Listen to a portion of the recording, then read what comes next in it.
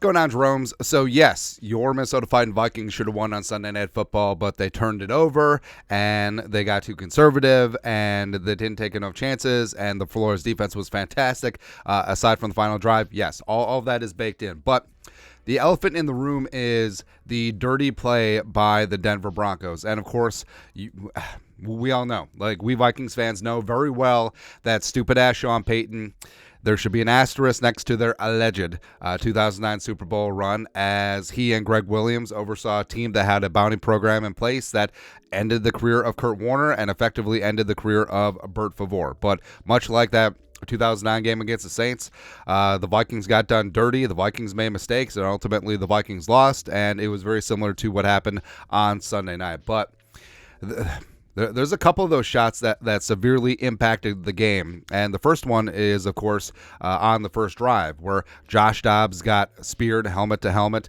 by Kareem Jackson. Yes, the ball was coming out, but it was relatively simultaneous, and it really did flip the complexion of the game very early on. Tom Pelissero, NFL Network, go. The NFL is reviewing Broncos safety Kareem Jackson's hit on Vikings quarterback Josh Dobbs on Sunday night for potential discipline.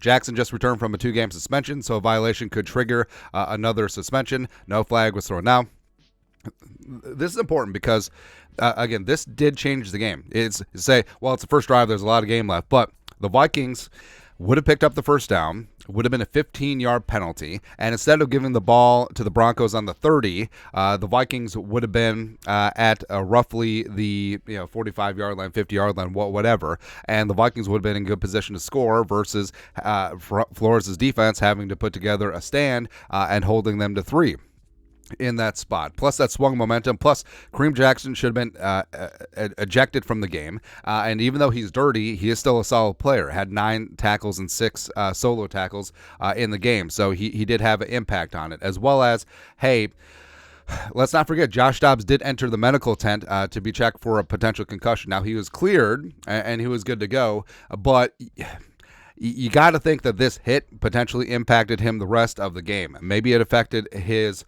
cognitive functioning. Maybe it affected his decision making. Maybe he, well, the term minor concussion is out of vogue, but maybe he took a hit.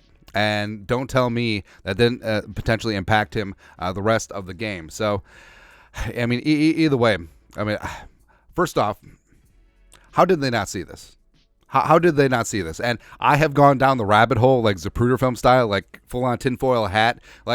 So the down judge was on that side. He had a very clear line of sight, even though, yes, Madison was getting in the way there.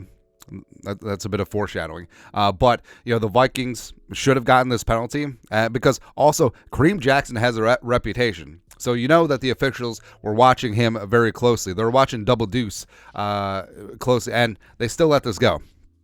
Now, you could say, like, well, Josh Dobbs was a running back that play, technically, because Hawkinson tossed him the ball. It doesn't matter when the defender leads with his helmet. A running back gets that call. A wide receiver gets that call. Everyone does get that call, man. Also, speaking of Madison, so later in the game, Madison was essentially speared by former Vikings legend Alex Singleton. Also went uncalled and also was in front of the side judge. So it seems like they were letting them play, but the Broncos definitely took advantage of it. And it's something that it's something like, what else would you expect from, like, Greg Williams would have been very proud of this game plan, man, right? And the NFL honestly can't say that they stand by player safety or that player safety is very important to them when they allow stuff like this.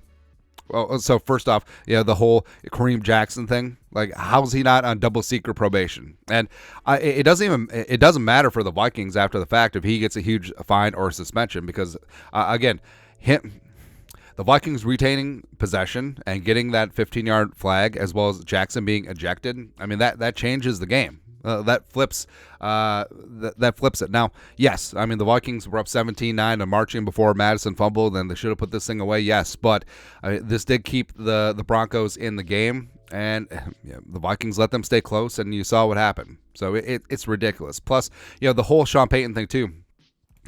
Vikings fans will never forget. They won't. And it seems like the rest of the league has conveniently forgotten that Sean Payton was literally suspended for a full season for overseeing this bounty program with the Saints.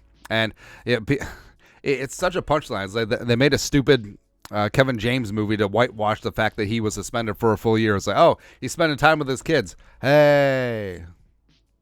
Rob Schneider's his the wife's new husband. Yay.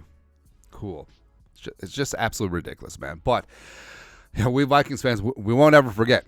And Sean Payton, it's ridiculous that the league basically turns a blind eye to this, and it's ridiculous that he's doing it again in Denver, and he's still promoted as one of the marquee coaches in the league. But no, you can't have this.